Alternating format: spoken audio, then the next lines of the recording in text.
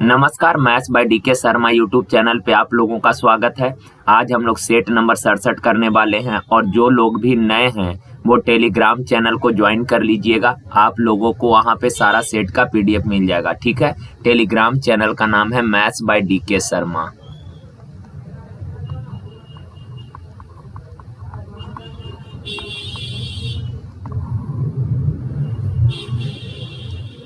चलिए यार सवाल करते हैं। अब देखिए, कहा अंकित मूल्य का 20% क्रय मूल्य के 30% के बराबर है। जैसे जैसे बोला बस लिखते चलिए। कहा अंकित मूल्य का 20% क्रय मूल्य के 30% के बराबर है। यार बराबर के दोनों साइड परसेंट है तो क्या परसेंट से परसेंट कैंसिल हो जाएगा? यस, परसेंट से परसेंट कैंसिल। 10 दूना 20, 10 तिया 30।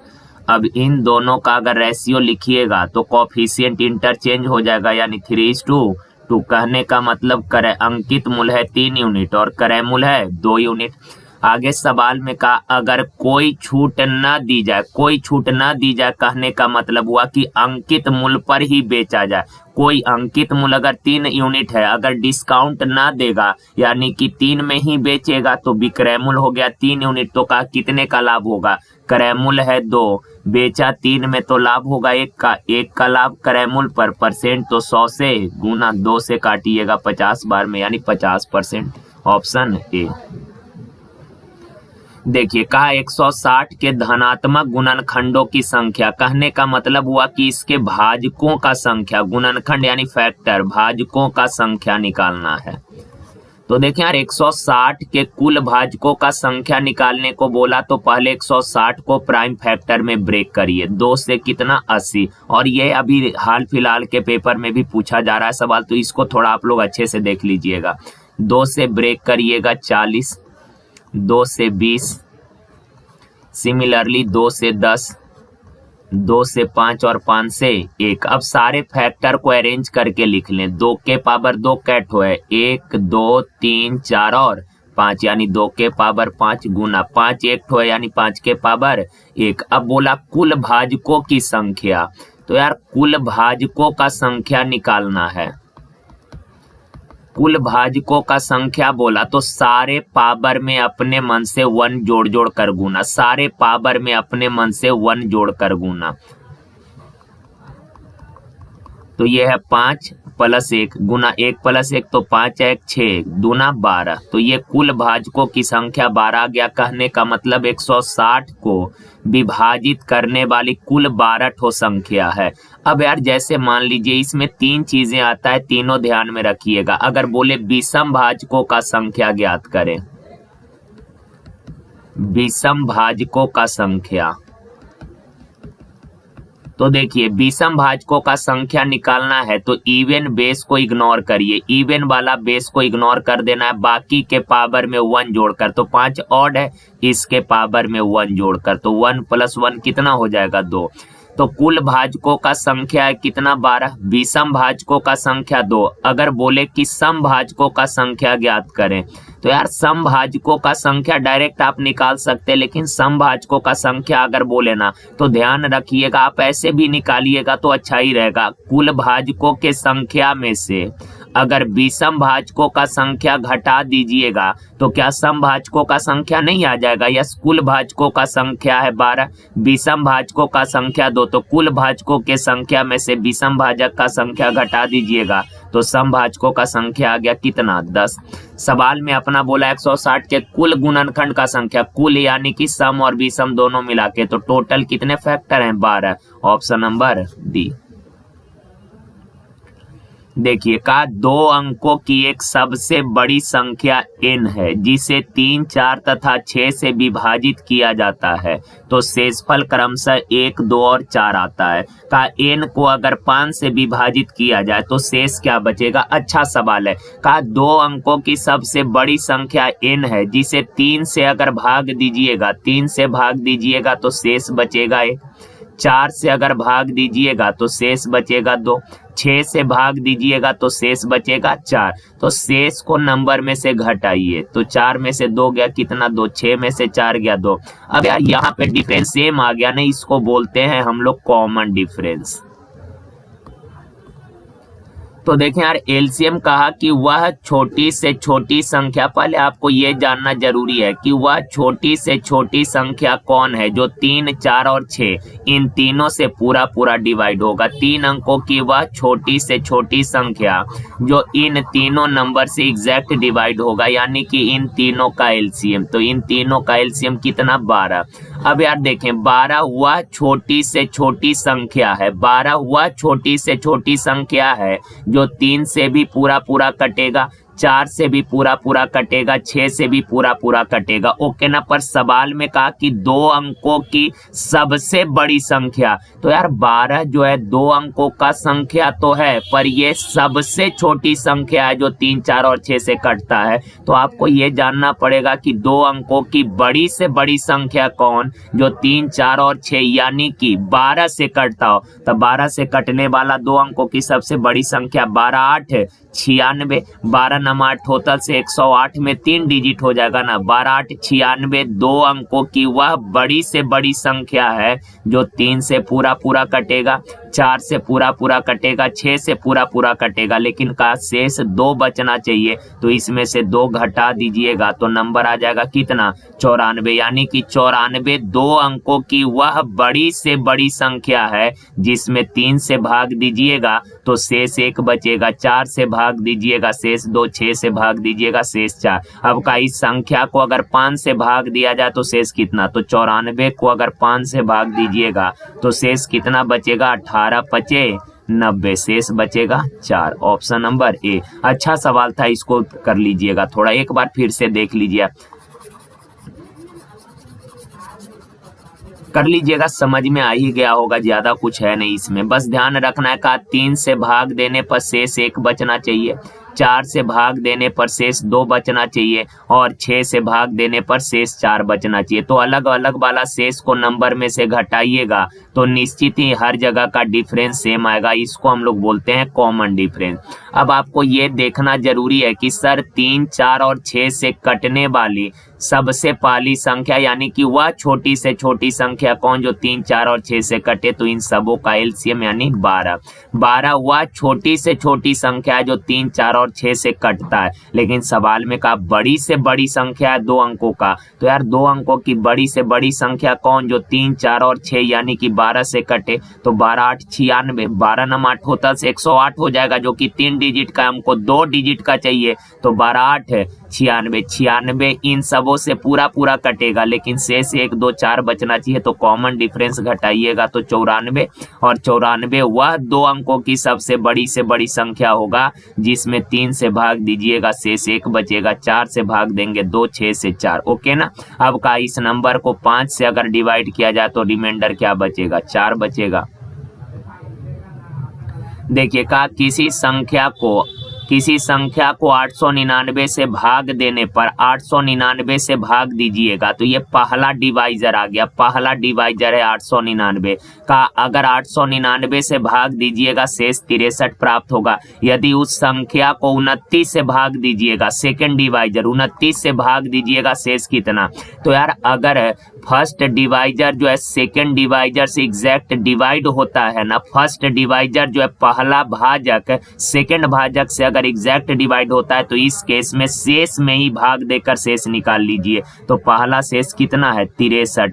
63 में 29 से भाग दीजिएगा शेष 29 दूना 58, शेष कितना बचेगा? 5। Option number B. इस सवाल में थोड़ा सा सुधार कर लीजिएगा, यहाँ 900, चूंकि देखें यार सवाल क्या है 2 - 1/3, 2 - 3/5, 2 - 5/7। इस तरह से अगला आखिरी नंबर है 2 - 997/998 नहीं 999 होगा। इस चीज को सुधार लीजिएगा, ये 999 है। ओके, अब इसको रेशनलाइज कर लीजिए। 3 दूना 6 में से 1 गया 5/3, 5 दूना 10, 10 में से 3 गया 7/5 गुना 7 दूना 14 में से 5 गया 9/7 गुना ... 999 गुना 2 तो 2 नम 18, 2 नम 18 1 19 में से 997 अगर घटाइएगा तो 1001 यानी कि 1001/999। अब कटने का नेचर क्या है देखिए, ऐसे क्रॉस कट रहा है, ये सब कटेगा तो दाएं साइड में ऊपर बच गया 1001 और बाएं साइड में नीचे बच गया कितना 3, तो 1001/3 ऑप्शन नंबर डी। देखिए का ए बी और सी का औसत वजन 45 केजी है। यार ए बी और सी ये 3 लोग का औसत 45 है, तो 3 लोग का टोटल वजन कितना होगा 3 गुना 45, तो 3 पचे 15, 3 चौक 12, 1 13।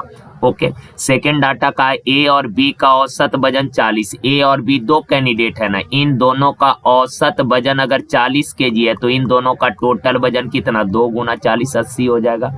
का बी और सी का औसत 43 है, तो बी और सी का टोटल वजन, दो लोग है बी और सी दोनों का औसत 43, दोनों का टोटल कितना 2 गुना 43 यानी कि 86।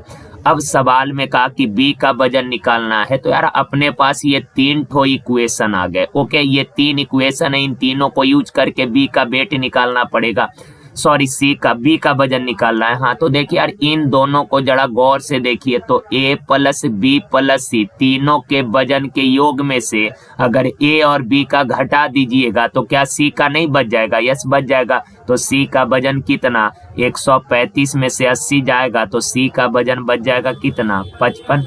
अब सी का 55 आ गया, सी का 55 आ गया, बी का निकालना है, तो यहाँ देखें इस इक्वेशन में बी प्लस सी का कितना है 55 बराबर 86, तो बी का वजन कितना 55 उधर जाके घटेगा तो 31 ऑप्शन नंबर सी।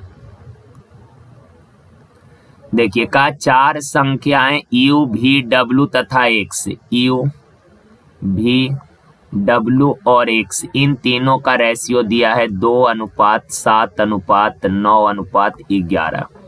आगे कहा v तथा w का योग, v तथा w का योग जैसे जैसे बोला लिखिए, v तथा w का योग, v है 7 w है 9, 9 7 16 यूनिट। कहा u तथा x के योग से u और x का योग कितना, तो 2 और x 11, तो 2 + 11 कितना 13। तो भाई मेरे v प्लस w का जो योग है u प्लस x के योग से कितना ज्यादा है 3 यूनिट ज्यादा है, पर एक्चुअल में कितना ज्यादा बोला 45 यानी 3 यूनिट बराबर 45, तो 1 यूनिट बराबर कितना 15, 1 का वैल्यू 15 आ गया। का u प्लस x का मान ज्ञात करें, u प्लस x का, तो u है 2 1 से 11, तो 11 + 2 कितना 13 यूनिट का वैल्यू बोला, 1 यूनिट 15, तो 13 यूनिट कितना 13 गुना 15, तो 15 × 45 7 मेरा 4 15 4 19 195 ऑप्शन नंबर बी। देखिए यार ये थोड़ा सा अच्छा सवाल है।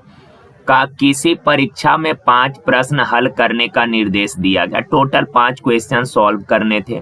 का 5% विद्यार्थियों ने सभी 5 प्रश्नों को हल किया तथा 5% विद्यार्थी ने किसी भी प्रश्न को हल नहीं किया। बस इतना डाटा को आप समझिए। का 5% विद्यार्थी जो है ये सभी 5 प्रश्नों को हल किया तथा 5% विद्यार्थी ने किसी भी प्रश्न को हल नहीं किया।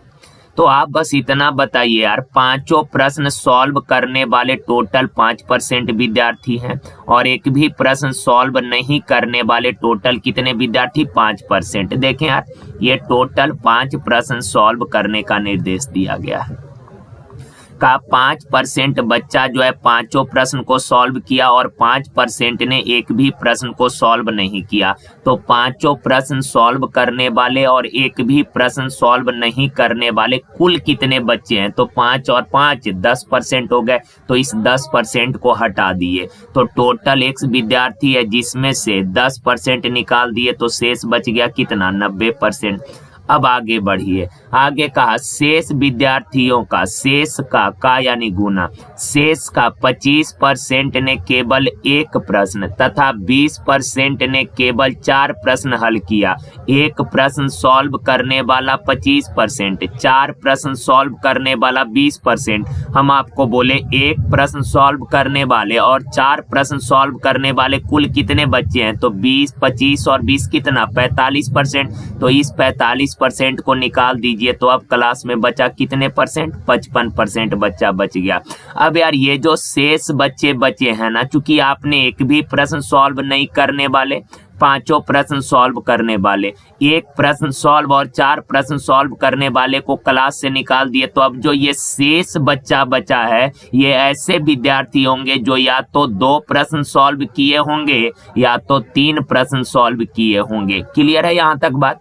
अब आगे का, यदि कुल विद्यार्थियों के 24.1/2% ने 2 प्रश्न हल किए, डाटा गौर से पढ़िए, का कुल विद्यार्थी का 24 सही 1/2% ने 2 प्रश्न सॉल्व किया, कुल विद्यार्थी का, तो कुल विद्यार्थी है x और का कुल विद्यार्थी का 24 सही 1/2, तो 24 दूना 48 1 49/2% हटाइएगा तो 200 हो जाएगा, यानी कुल विद्यार्थी का 49/200 विद्यार्थी जो है ये 2 प्रश्न सॉल्व किया है। तो आप बताएं यार, 2 या 3 प्रश्न सॉल्व करने वाले कुल विद्यार्थी के संख्या में से अगर 2 प्रश्न सॉल्व करने वाले विद्यार्थी का संख्या घटा दीजिएगा। एक बार फिर से, 2 या 3 प्रश्न सॉल्व करने वाले कुल विद्यार्थी के संख्या में से अगर 2 प्रश्न सॉल्व करने वाले विद्यार्थी का संख्या घटा दीजिएगा तो क्या शेष 3 प्रश्न सॉल्व करने वाला का संख्या नहीं आ जाएगा। यस, 2 या 3 में से अगर 2 प्रश्न सॉल्व करने वाला का संख्या घटाइएगा तो शेष 3 प्रश्न सॉल्व करने वाला का संख्या आ जाएगा। और कहा कि 200 विद्यार्थी ने 3 प्रश्न हल किया है। बस कैलकुलेशन कर लीजिए, 1 0 से 1 0, 5 से 11, 5 से 20 25 100, तो ये है 11 नमा 99 x/200 माइनस ये है 49 x/200 बराबर 200। अब यार एलसीएम हो जाएगा 200, 99x में से 49x घटेगा कितना, 50x बराबर 200, 50 से काटिएगा 4 बार में तो x बराबर 4 दूना 800, तो ये टोटल विद्यार्थी आ गया क्लास में कितना, 800। अच्छा सवाल था, लैंग्वेज 1-2 बार पढ़िएगा आप लोग। देखिए, कहा 2000 रुपए की राशि चक्रवृद्धि ब्याज पर 2 वर्ष में 4000 हो जाती है। 2000 रुपया है, ये 2 साल में 4000 हो गया।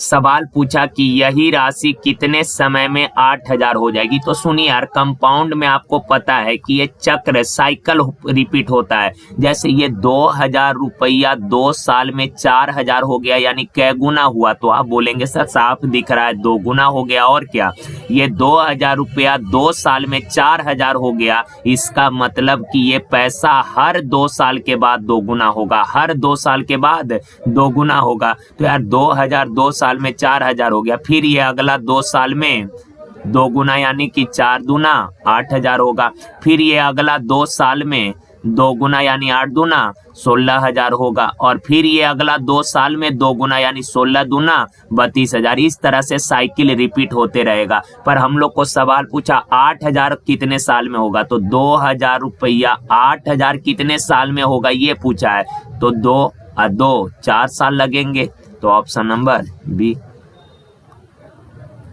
देखिए, कहा ए और बी एक टैंक को 20 मिनट और 30 मिनट में भर देगा। ए जो है टैंक को 20 मिनट में भरेगा और बी टैंक को 30 मिनट में। तो यार टैंक का कैपेसिटी 20 और 30 का एलसीएम 60, 20 तिया 30 दूना।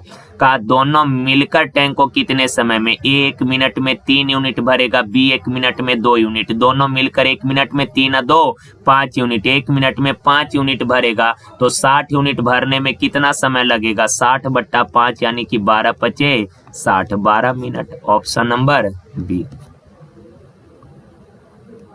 देखिए, का एक धनराशि साधारण ब्याज पर निवेश करने पर 18/5 वर्ष में, ये टाइम दिया है 18/5 साल, का स्वयं का 77/50 गुना हो जाती है। सुनिएगा, का स्वयं का यानी कि स्वयं धनराशि जो है ये 50 यूनिट है, टोटल प्रिंसिपल जो है ये 50 है, हो गया कहने का मतलब अमाउंट दिया है, का ये 50 यूनिट हो गया 77 यानी कि अमाउंट है 77। तो आप बताइए 50 रुपया मूलधन है, 77 हो गया तो ब्याज मिला कितने का, 27 का। तो आपको सब चीज पता है यार, बोला रेट बताइए, तो आपको पता है फॉर्मूला कि सर ब्याज बराबर होता है मूलधन गुना समय गुना दर बट्टा 100। बस इसको सॉल्व कर लीजिए आप। देखिए 5 से काटिएगा, 5 से तो ये 10 बार में, 10 से ये 10 बार में, ओके ना। 9 दूना 18, 9 तिया 27, 2 पचे 10, क्रॉस करिएगा तो रेट आ जाएगा 5 तिया 15%। Option number D. देखिए कहा कोई व्यापारी किसी किस्म के 20 केजी चावल 14 रुपया पर केजी के दर से और एक अन्य किस्म के 40 केजी चावल 10 रुपए पर केजी के दर से खरीदता है। तो ये खरीदने का डाटा दिया, ये टोटल खरीदने का रेट दिया है। तो टोटल क्रयमूल्य पहले निकाल लीजिए आराम से। अच्छा सवाल है, थोड़ा आराम से समझिएगा। 20 केजी चावल 14 रुपए पर केजी के भाव से खरीदे, 14 रुपया पर केजी यानी 1 केजी 14 में, तो 20 केजी कितना में, 14 दूना 28, 280 रुपया में। क्लियर है बात यहाँ तक। अब आगे कहा 40 केजी चावल 10 रुपए पर केजी के भाव से, 10 रुपया में 1 केजी, तो 40 केजी कितना में, 40 दहा 400 रुपया में। तो ये टोटल क्रयमूल्य आ गया 680 रुपया। आप बताइए टोटल क्वांटिटी कितना है, तो 20 केजी ये और 40 केजी ये, 20 और 40 कितना केजी हो गया, 60 केजी। ओके अब आगे बढ़िए। कहा उन्हें मिला दिया, तो 20 और 40 मिला दिए, मिक्सचर बन गया 60 केजी का। कहा उसका यानी 60 केजी का, उसका 1/3 भाग 12.5 रुपए पर केजी के दर से बेच दिया। तो यार उसका यानी 60 केजी का अगर आप 1/3 निकालिएगा तो 60 का 1/3 कै केजी होगा, 20 केजी। और कहा ये 20 केजी जो चावल है, ये 20 केजी चावल 12.5 रुपए पर केजी के भाव से बेच दिया। तो 12.5 रुपया पर केजी के भाव से बेचिएगा तो टोटल विक्रय मूल्य कितना हो जाएगा, 1 केजी 12.5 में, तो 20 केजी कितना में, 12.5 गुना 20 करिएगा तो 250 रुपया। ओके ना, यहाँ तक कोई दिक्कत नहीं। 60 केजी चावल लेकर आए, 1/3 यानी 20 केजी 12.5 रुपए पर केजी के भाव से 250 रुपए बेच दिए, 250 रुपए में बेच दिया। अभी 40 केजी और बच रहा है, ध्यान रखिएगा। अब आगे का शेष मिश्रण वह किस दर से बेचे कि उसे संपूर्ण पर 25% लाभ हो, संपूर्ण पर 25% लाभ हो। तो यार टोटल विक्रय मूल्य कितना बनेगा ये बता दीजिए। तो 680 रुपया क्रय मूल्य है, 25% लाभ कमाना चाहता है यानी कि 125/100 बेचना पड़ेगा। तो 25 पचे 25 से 25 चौक 100, 4 से काटिएगा 17 चौक 68 यानी 17 पचे 85 रुपया। टोटल विक्रय मूल्य 850 रुपया। ओके अब सुनिए यार, 20 केजी चावल आपने 250 रुपए में बेच दिए, 40 केजी और बेचना है, आप 850 रुपया विक्रय मूल्य निर्धारित किए हैं कि सामान को बेचना है 850 में। 250 रुपए का सामान बेच दिए, 250 रुपए का बेच दिए और अभी कितना बेचना पड़ेगा, 600 रुपए का। ओके ना, पर अब आपके पास क्वांटिटी क्या केजी बच रहा है, 40 केजी। 40 केजी बेचिएगा 600 रुपया में, तो 1 केजी कितना में, 600/40 काटिएगा तो आ जाएगा 15 रुपया पर केजी के भाव से, यानी कि बचे हुए चावल को 15 रुपए पर केजी के भाव से बेचना होगा। Option number C. देखिए कहा सोना पानी से 19 गुना भारी है और तांबा पानी से 9 गुना भारी है। कहा पानी से 15 गुना भारी मिश्र धातु बनाने के लिए, मिश्र धातु कहने का मतलब हुआ सोना और तांबा का जो मिक्सचर होगा, का वो मिक्सचर पानी से 15 गुना भारी होना चाहिए। तो कहा इन धातु को किस अनुपात में मिलाना पड़ेगा। देखिए सोना जो है पानी से, एलिगेशन लगा लीजिए, सोना पानी से 9 गुना भारी, तांबा पानी से सोना पानी से 19 गुना भारी, तांबा पानी से 9 गुना भारी। इन दोनों को मिलाकर जो मिक्सचर बना वो मिक्सचर पानी से 15 गुना भारी हो जाएगा। ओके ना, अब देखें यार इन दोनों का डिफरेंस, 19 और 15 का अंतर 4, 15 9 का अंतर 6। रेशियो को छोटा कर लीजिए, 2 तिया 6, 2 दूना 4 यानी 3:2। Option number D. देखिए कहा किसी क्लास के 9 छात्र कुछ राशि का योगदान करते हैं, उनमें से 7 छात्रों में से प्रत्येक 50 रुपए का योगदान देता है और अन्य 2 सभी 9 छात्रों द्वारा दिए गए औसत योगदान से 50 रुपए और 90 रुपए अधिक देते हैं। तो कक्षा के सभी 9 छात्रों का औसत योगदान बताइए। देखें यार सभी छात्रों का औसत योगदान हमने मान लिया 100, सभी छात्रों का औसत योगदान 100 रुपया, सभी का औसत योगदान 1 है, टोटल 9 कैंडिडेट है, सबका औसत 1 है, तो टोटल योगदान कितना हो जाएगा 9x हो जाएगा। यहाँ तक किसी को कोई दिक्कत नहीं, आगे बढ़ी। देखिए कहा उनमें से 9 लोगों में से कहा 7 छात्रों में से प्रत्येक ने 50 रुपए दिया। तो आप सोचकर बताइए 7 लोगों में से अगर प्रत्येक ने 50-50 रुपए योगदान दिए, प्रत्येक ने 50-50 रुपए योगदान दिए, तो सातों ने मिलकर टोटल कितना योगदान दिया 7×5 = 35 यानी 350 रुपया। गौर से 7 लोगों में से प्रत्येक ने अगर 50-50 रुपए योगदान किया है तो सातों ने मिलकर टोटल कितना 50-50 7×5 = 35 350 रुपया। ओके, अब आगे बढ़िए। कहा कि बाकी जो 2 लोग बच गए, कहा उनमें से एक ने सभी के औसत से 50 रुपया और दूसरा ने 90 रुपए अधिक योगदान किया है। तो यार कहा कि 7 लोगों में से प्रत्येक ने 50-50 दिया, तो सातों ने मिलकर 350 दे दिया। कहा 8वां ने सभी के औसत से 50 ज्यादा, सभी का औसत है 1 और इससे 50 रुपया ज्यादा 8वां ने योगदान किया इतना। का 9वां ने सभी के औसत से 90 रुपया ज्यादा, तो सभी का औसत योगदान 1 से 9वां ने 90 रुपया ज्यादा यानी 1 + 90 रुपया।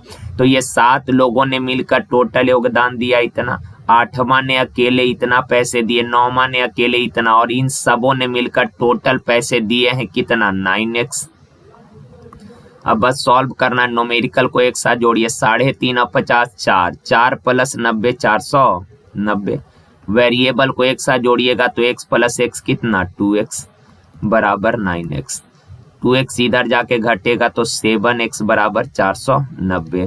तो x बराबर कितना 7 49 यानी 70। x का वैल्यू 70 आ गया। पूछा 9 छात्रों का औसत योगदान, तो 9 का औसत योगदान है x यानी कि 70 रुपया। ऑप्शन नंबर ए। देखिए कहा यदि स्थिर जल में नौके की गति 20 किलोमीटर पर आवर है, बोट का स्पीड दिया है 20 किलोमीटर पर आवर। आगे का धारा की गति, वाटर का स्पीड दिया है 5 किलोमीटर पर आवर। का धारा के गति के साथ यानी धारा के दिशा में 100 किलोमीटर यात्रा करने में कितना समय लगेगा। तो यार धारा के दिशा में अगर 100 किलोमीटर डिस्टेंस ट्रेवल करेगा तो समय लगेगा कितना, समय बराबर दूरी बट्टा चाल। धारा के दिशा में है तो चाल जुटेगा, 20 और 5 25 काटिएगा, 25 चौक 100, 4 घंटे। देखें का HCF ज्ञात करें। देखिए यार इन तीनों टर्म का HCF निकालने को बोला, ये टोटल 3 एक्सप्रेशन दिया, का इन तीनों का HCF ज्ञात करिए। तो अगर HCF निकालना है तो न्यूमेरिकल का HCF पहले ज्ञात करिए। 6, 8 और 12 का HCF यानी वह बड़ी से बड़ी संख्या जो 6, 8 और 12 को पूरा काटे। 6, 8 और 12 को पूरा काटने वाली संख्या कितना है, तो बोलेंगे आप सर 2 है, 6 को काटेगा, 8 को 6, 12 सबको काटेगा, तो HCF हो गया 2। अब वेरिएबल का HCF निकालिए। देखें यार पावर वाले व्यंजक का जब भी HCF निकाल रहे होंगे ना तो कॉमन बेस लिखना है। तो x सब में है क्या, यस, y सब में है, यस, और z सब में है, यस। अब इनका पावर देखिए, x का मिनिमम पावर कितना, यहाँ कुछ नहीं यानी 1, तो x के पावर 1, y के पावर मिनिमम कितना है, यहाँ y 3 है, यहाँ 3 है, और यहाँ y के पावर 2 है, तो y के पावर 2, और z के पावर मिनिमम यहाँ 1 है, यहाँ 2 है, यहाँ 3 है, तो z के पावर 1 यानी कि ये अपना इस तीनों व्यंजक का HCF आ गया 2x/2z, 2x/2z, option number D. देखें ये अच्छा सवाल है। का 4x के पावर 6 - 5x³ - 3 को x³ - 2 से विभाजित किया जाए तो शेष क्या होगा।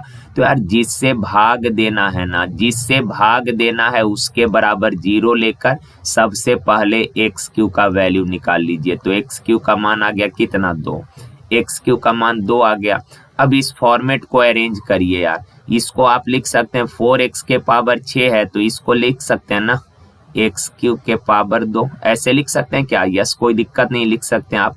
और यह 5x³ - 3, तो x³ का वैल्यू इसमें पुट करिएगा तो 4 गुना x³ का वैल्यू 2 है तो 2 का स्क्वायर कितना 4 - 5 गुना x³ का वैल्यू कितना 2 - 3, तो 4 चौक 16 माइनस 10 माइनस 3, 16 में से 13 गया कितना 3, ऑप्शन नंबर ए।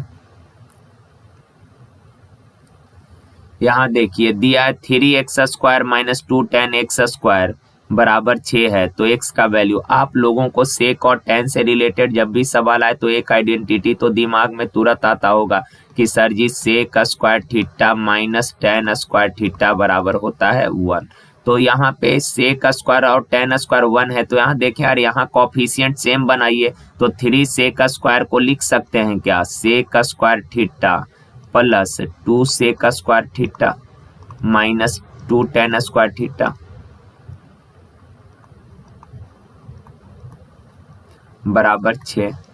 अब sec square theta plus 2 common कर लीजिएगा तो अंदर में बच जाएगा sec square theta minus tan square theta बराबर 6।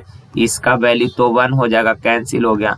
एक्स स्क्वायर से सॉरी सेक स्क्वायर थीटा 2 इधर आके घटेगा 4, तो सेक थीटा बराबर कितना 4 का वर्गमूल 2।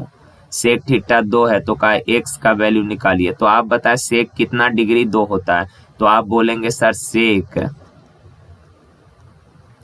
60 डिग्री जो होगा वो 2 होगा, यानी कि थीटा यहाँ से कितना 60, थीटा 60 है तो एक्स का वैल्यू बोला ऑप्शन नंबर ए।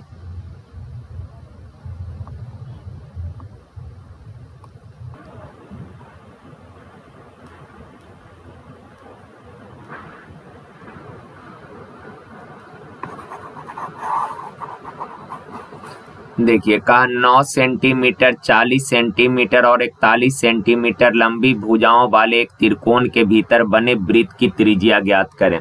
देखें यार ये 9, 40 और 41 ये त्रिभुज के तीनों साइड दे दिया है, तो आप जरा गौर से देखिएगा। तो 9, 40, 41 ये एक ट्रिपलेट है, 9, 40, 41 ट्रिपलेट है, यानी कि ये राइट एंगल ट्रायंगल का साइड दिया है, तो त्रिभुज समकोण होगा। और त्रिभुज का तीनों भुजा दिया है कितना 9, 40 और 41 का। इसके अंदर बनने वाले वृत्त का रेडियस ज्ञात करना है आपको। तो ध्यान रखिएगा यार समकोण त्रिभुज के अंदर बनने वाले यानी कि समकोण त्रिभुज में अंतःवृत्त का जो रेडियस होता है, समकोण त्रिभुज में अंतःवृत्त का रेडियस होता है लंब प्लस आधार माइनस कर्ण बट्टा 2, लंब प्लस आधार माइनस कर्ण बट्टा 2। तो यार लंब है 9, आधार है 40 और कर्ण है कितना 41 और बट्टा में कितना 2, तो 9 में से 1 गया 8, 8 बट्टा 2 बराबर कितना 4, ऑप्शन नंबर डी। देखिए समभुज यानी समबाहु त्रिभुज का एक भुजा दिया है 6√3 का, उसकी ऊंचाई ज्ञात करे। तो यार समबाहु त्रिभुज का ऊंचाई होता है √3/2 इंटू एक भुजा यानी 6√3, 2 से काटिएगा तो 3 बार में, तो 3 गुना √3 गुना √3, √3 गुना √3 कितना हो जाएगा 3, तो 3 तिया 9, ऑप्शन नंबर ए। देखें a plus b plus c का वैल्यू दिया 6, a square plus b square plus c square 14, a b plus b c plus c दिया। तो इन तीनों डाटा को देखकर आपको लग रहा होगा, एक चीज आपके दिमाग में आ गया होगा कि sir ji a plus b plus c का होल स्क्वायर जो होता है ये a square plus b square plus c square plus twice of a b plus b c plus c. अब यार a plus b plus c का value 6 दिया, तो 6 का स्क्वायर 36, इसका वैल्यू जरा देखिए सवाल में दे रखा है कितना 14 plus twice of a b plus b c plus c. अब यार 14 इधर आके घटेगा कितना बच जाएगा 22 बराबर twice of a b b c c a बचेगा, 2 से काटिएगा 11 बार में, तो a b plus b c plus c a बराबर 11, ऑप्शन नंबर बी।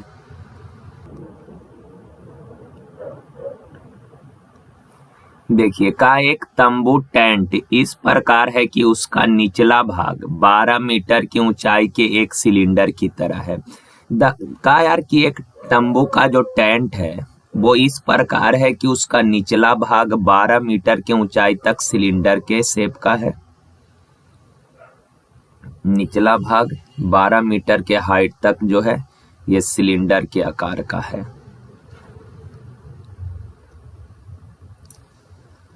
आगे का और इसका व्यास 112 मीटर। तो यार अगर व्यास 112 मीटर है तो आप बताएं रेडियस कितना होगा। तो आप बोलेंगे सर व्यास का आधा रेडियस होता है, यानी कि 2×5 = 10, 2×6 = 12, यानी कि इसका रेडियस होगा 56 मीटर। ओके, अब आगे कहा उसका शीर्ष भाग 112 मीटर के उसी व्यास के आधार के साथ एक शंकु की तरह का है।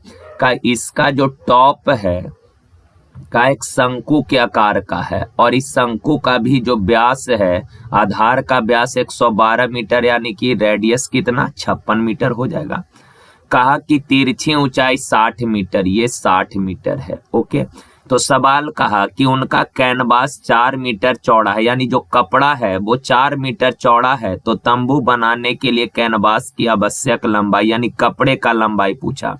तो यार देखें, कपड़े का लंबाई बताना है तो पहले तो आपको ये जानना पड़ेगा कि तंबू बनाने के लिए टोटल कितना कपड़ा लगा, यानी कि कपड़ा का क्षेत्रफल आपको पहले निकालना पड़ेगा। तो देखें यार, कपड़ा का एरिया अगर निकालना है तो इस तंबू को, इस शेप का तंबू अगर बनाना है तो कितना कपड़ा लगेगा। जो कपड़ा लगेगा वो शंकु के वक्र पृष्ठ और बेलन के वक्र पृष्ठ क्षेत्रफल जितना कपड़ा लगेगा। तो बेलन का वक्र पृष्ठ होता है 2πr(h) प्लस शंकु का वक्र पृष्ठ एरिया होता है πr(l), इतना कपड़ा लग जाएगा। ओके ना। अब देखें यार, πr तो दोनों जगह है, तो πr यानी कि 22/7 कॉमन कर लीजिए। पाई 22/7, रेडियस दोनों का 56 है, तो 56 × 2। हाइट कितना है बेलन का 12, प्लस तिर्यक ऊंचाई शंकु का कितना है 60। तो ये 7 से काटिएगा तो 8 बार में 22 × 8 इंटू 12 दूना 24 प्लस 60, 24 और 60 कितना हो जाएगा 84। तो ये तंबू बनाने के लिए जो कपड़ा लगेगा ये उस कपड़े का एरिया आ गया इतना। अब आगे सवाल में ये सही है ना, 12 दूना 24, 24 प्लस 60, 24 और 60 84, सही है। कहा यार इस कपड़े का चौड़ाई अगर 4 मीटर है तो कपड़े का लंबाई कितना। देखिए यार, कपड़े का चौड़ाई दिया, लंबाई पूछा, इसका मतलब कपड़ा जो होगा ये आयताकार होगा। तो आयत का एरिया क्या होता है, लंबाई गुना चौड़ाई। तो कपड़े का लंबाई पूछा है तो एल, चौड़ाई दिया है 4, तो ये कपड़े का एरिया हो जाएगा इतना। पर एक्चुअल में कपड़े का एरिया आया है कितना, तो 22 × 8 × 84, तो ये कभी कपड़े का एरिया है। ओके, अब 4 से काटिएगा तो 4 दूना 8, तो एल बराबर कितना आ जाएगा 2 दूना 4 दूना 8, किसी का इकाई है क्या, 2 दूना 4, 4 चौक 16, सबका इकाई स्थान 16, यानी कि पूरा गुना करना पड़ेगा। 44 × 84 गुना कर लीजिएगा आप लोग। ओके, चलिए आगे देखिए, का 45 सेंटीमीटर लंबी और 35 सेंटीमीटर चौड़ी आयताकार चादर के कोनों में से 5 सेंटीमीटर भुजा के 4 वर्ग काटे गए। का एक आयताकार चादर है जिसका लंबाई, चौड़ाई और ऊंचाई दिया है। का लंबाई है 45 सेंटीमीटर, चौड़ाई है 35 सेंटीमीटर। का इसके चारों कोनों से 5 सेंटीमीटर भुजा के 4 वर्ग काटे गए हैं। देखिए यार, इसके चारों भुजा से, चारों कॉर्नर से जो है, चारों कॉर्नर से 5 सेंटीमीटर भुजा वाला 4 वर्ग काट लिए। ये 5 सेंटीमीटर भुजा वाला वर्ग है। ओके, इस कॉर्नर से भी 5 सेंटीमीटर भुजा का वर्ग काट लिए। यहाँ से भी 5 सेंटीमीटर भुजा का आपने वर्ग काट लिया। थोड़ा फिगर आप लोग सही से बनाइएगा यार, इस पे बनता नहीं है सही से। ये 5 सेंटीमीटर भुजा वाला वर्ग है।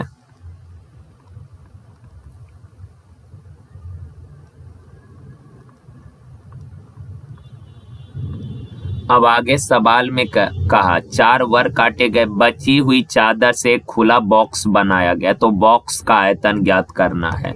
तो देखें यार, अगर शेष भाग जो बचा, ये वाला शेष भाग बचा, का इस शेष भाग को मोड़ कर जो है आपने एक बॉक्स बनाया है, तो कहा बॉक्स का आयतन क्या होगा।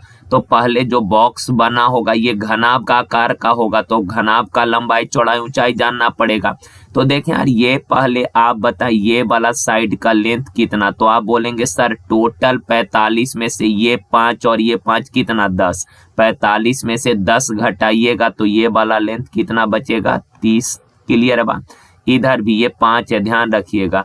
तो 35 में से अगर यहाँ से यहाँ तक का 5 और ये 5 5 10 घटाइएगा, 35 में से ये 10 घटाइएगा तो ये शेष भाग बच जाएगा कितना, 35 में से 10 घटाइएगा तो ये शेष बचेगा यहाँ से यहाँ तक का कितना, तो आप बोलेंगे सर जी 20। ओके ना। सिमिलरली नीचे भी ये 30 और ये 20 बचेगा। अब यार अगर इसको आप फोल्ड करेंगे ना, यहाँ पे तो दिखा नहीं सकते शेप, लेकिन आप थोड़ा इमेजिन करिएगा, अगर इसको फोल्ड करेंगे तो ये घनाभ का लंबाई बन जाएगा 30 सेंटीमीटर। ओके ना। और अगर इसको इधर से यहाँ से फोल्ड करेंगे, ऐसे मोड़ेंगे, तो ये चौड़ाई बन जाएगा घनाभ का कितना, 20। और घनाभ का जो हाइट होगा, ये हाइट होगा, समझिएगा गौर से, ये वाला जो होगा ये हाइट होगा ना, ये हाइट को शो करेगा, तो हाइट हो जाएगा कितना, 5। यानी कि बनने वाले बक्से का लंबाई चौड़ाई ऊंचाई मालूम, तो बक्से का आयतन क्या होगा, आयतन होगा लंबाई गुना चौड़ाई गुना ऊंचाई। 3 दूना 6 पचे 30, 30 पर 2 0। कैलकुलेशन कहीं मिस्टेक हो रहा है, देख लीजिएगा आप लोग।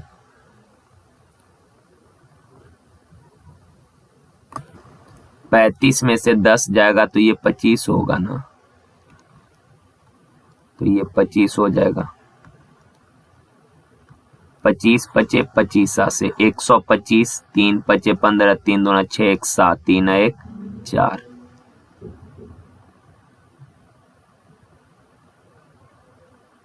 और ये 35, 45 में से 10 गया, ये 35 हो जाएगा, यानी कि आप लगभग यही आंसर हो जाएगा। ये 35 है, ध्यान रखिएगा। 45 था यार, 45 में से 10 जाएगा तो ये 35 बचेगा। तो ये लंबाई 35, चौड़ाई 25, ऊंचाई 5 हो जाएगा, तो वॉल्यूम हो जाएगा कितना, 35 गुना 25 गुना 5, 5 पचे 25 पचे, तो ये इकाई स्थान पे 5 है, डी। यानी कि बड़ा वैल्यू तो यही है, 4375 ही होगा। देखिए कहा, दो बिंदुओं के बीच की दूरी को जाते हुए 72 की गति से तय करता और लौटते समय 54 की गति से तय करता है। यदि कुल 7 घंटे दूरी तय करने में लगे तो दोनों बिंदुओं के बीच का दूरी कितना, मान लेते हैं डिस्टेंस है d किलोमीटर। d किलोमीटर दूरी अगर 72 के चाल से जाएगा तो समय लगेगा कितना, दूरी बट्टा चाल। वापिस d किलोमीटर लौटेगा 54 के चाल से, तो आने में समय लगेगा कितना, दूरी बट्टा चाल। और जाने आने दोनों को मिलाकर टोटल टाइम लगा है कितना, 7 घंटा। अब इसको सॉल्व कर लीजिएगा, d का वैल्यू आ जाएगा। आगे देखें, का विपुल सैबल की तुलना में 6 साल छोटा है, का अब से 12 साल बाद सैबल की आयु विपुल की आयु से 1.5 गुनी होगी। देखें यार, कहा 12 साल बाद सैबल की आयु विपुल की आयु से 1.5 गुनी होगी। 12 साल बाद सैबल की आयु 1.5 गुनी कहने का मतलब ये होगा 15/10। रेशियो लेंगे तो 5 तिया 15, 5 दूना 10, तो हो जाएगा 3:2, यानी कि 12 साल बाद सैबल की आयु 3 यूनिट, विपुल की आयु 2 यूनिट। तो आप सोचकर जरा बताएं, 12 साल पहले सैबल जो है विपुल से कितना बड़ा होगा, 12 साल बाद सैबल विपुल से कितना बड़ा होगा, 1 यूनिट। और आपको पता है कि सर दो व्यक्ति के एज का डिफरेंस जो होता है ऑलवेज सेम होता है, हमेशा सेम होता है। अगर यहाँ पे ये चीज बताएं, विपुल जो है सैबल से 12 साल बाद 1 यूनिट बड़ा होगा, इस चीज को आप ऐसे भी कह सकते हैं कि विपुल का जो एज है ये सैबल से कितना, या इन दोनों के एज में कितने का गैप है 1 यूनिट का। और गैप दो व्यक्ति के एज का हमेशा समान होता है, और एक्चुअल में गैप दिया है कितना, 16 साल का। तो 1 यूनिट बराबर 16 साल का। सैबल का एज बताना है, तो सैबल का एज है 3 यूनिट, 1 यूनिट 16, 3 यूनिट 48। तो यार देखिए, ये सैबल का 12 साल बाद एज होगा 48, 12 साल बाद एज होगा 48, तो सैबल का प्रेजेंट एज कितना, 12 घटाइएगा तो 36 साल। Option number D. देखिए का, 1/6 समय में बाई के आधे के बराबर काम करता है। x और y, देखें यार इन दोनों के ये टाइम का कंपैरिजन किया कि x 1/6 समय में y से आधा काम करता है। मान लेते हैं कि y 1 घंटा में पूरा काम करता है, y 1 घंटा में पूरा काम, तो कहा x जो है 1/6 समय में 1/6 घंटा में आधे काम करता है। x 1/6 समय में आधा काम, तो पूरा काम करने में टाइम 2 गुना लगेगा। ओके ना, ये चीज आपको पता है। 2 से काटिएगा 3 बार में क्रॉस करिएगा तो टाइम का रेशियो हो गया 1:3। तो आप बताएं एफिशिएंसी का रेशियो क्या होगा? तो टाइम और एफिशिएंसी एक दूसरे का इनवर्स होगा, यानी एफिशिएंसी का रेशियो 3:1, यानी 1 से 1 घंटा में 3 काम करेगा, बाई 1 घंटा में 1 काम करेगा। का दोनों ने मिलकर पूरा काम 10 दिन में कर दिया। तो यार यहाँ पे टाइम डे के रूप में दिया है, तो 1 से 1 दिन में 3 काम, बाई 1 दिन में 1 काम, तो दोनों मिलकर 1 दिन में 4 काम, 1 दिन में 4 काम, तो 10 दिन में टोटल कितना काम कर देगा? 40 काम। और कहा कि बाई अकेले इस काम को, यानी 40 काम को बाई कितने दिन में? तो बाई 1 दिन में 1 काम, तो 40 काम कै दिन में? 40/1 यानी 40 दिन। Option number C. देखिए कहा एक भिन्न y/x के अंश में एक भिन्न है y/x, ये भिन्न है y/x जिसका अंश है y, हर है x का अंश में 12% वृद्धि। अंश में 12% वृद्धि कर दीजिएगा तो अंश हो जाएगा कितना गुना? 112। का हर में 2% कमी, 2% कमी कर दीजिएगा तो हर हो जाएगा कितना? तो 98%। देखिए यार अंश में 12% वृद्धि किए तो अंश हो गया इतना, हर में 2% कमी किए तो हर हो गया इतना, पर एक्चुअल में भिन्न हो गया कितना? 6/7। अब सॉल्व करिएगा तो y/x का वैल्यू आ जाएगा। देखिए का एक परीक्षा में 93% छात्र सफल होते हैं तथा 259 छात्र असफल हो जाते हैं। यार 93% विद्यार्थी अगर पास किया है तो फेल किया होगा कै परसेंट? 7%, पर एक्चुअल में फेल करने वालों का संख्या दिया कितना? 259। 7% 259, तो कहा छात्रों की कुल संख्या, छात्रों की कुल संख्या यानी 100% का वैल्यू पूछा है, तो 259/7 गुना 100। सॉल्व कर लीजिएगा इसको। देखिए कहा किसी वस्तु की अंकित कीमत 5000 है, वस्तु का मार्क प्राइस दिया है 5000 रुपया का, किंतु त्योहार के कारण कुछ प्रतिशत छूट घोषित की जाती है। श्री एक्स कोई आदमी है का, इस अवसर पर वह लाभ उठाते हुए उस वस्तु को कम की गई कीमत पर खरीद लेता है। देखिए यार 5000 रुपया मार्क प्राइस है, फेस्टिवल के समय कुछ डिस्काउंट मिल रहा था तो एक आदमी जो है कुछ छूट पर उस वस्तु को खरीद लिया। मान लेते हैं कुछ डिस्काउंट मिला होगा तो वो इतना रुपए में सामान को खरीद लिया। ओके ना, क्रयमूल्य कितना पता नहीं, 5000 मार्क प्राइस है, कुछ डिस्काउंट पे परचेज कर लिया। अब आगे कहा कि वह उसे 5000 रुपए में बेच दिया। 5000 का चीज है, कुछ डिस्काउंट पे खरीद लिया और घर लेकर गया और उसने अंकित मूल्य पर ही बेच दिया, यानी कि सामान को बेच दिया कितना में? 5000 रुपए में ही बेच दिया। कहा कि इससे उसे जो है 11 से 1/9% लाभ होता है। अब आराम से देखें, 11 सही 1/9% लाभ होता है। 11 सही 1/9% का फ्रैक्शन होगा 1/9, यानी क्रयमूल्य है 9 यूनिट, 1 का लाभ हुआ तो विक्रयमूल्य हो जाएगा कितना? 10। विक्रयमूल्य 10 है पर एक्चुअल में विक्रयमूल्य है कितना? 5000। हम क्रयमूल्य जानना चाहते हैं यानी 9 यूनिट का वैल्यू निकालना चाहते हैं, तो 5000/10 गुना 9, 1 0 से 1 0 9 5 4500, यानी कि क्रयमूल्य था उसका 4500, यानी कि 5000 का चीज था उसने खरीद लिया था कितना में? 4500।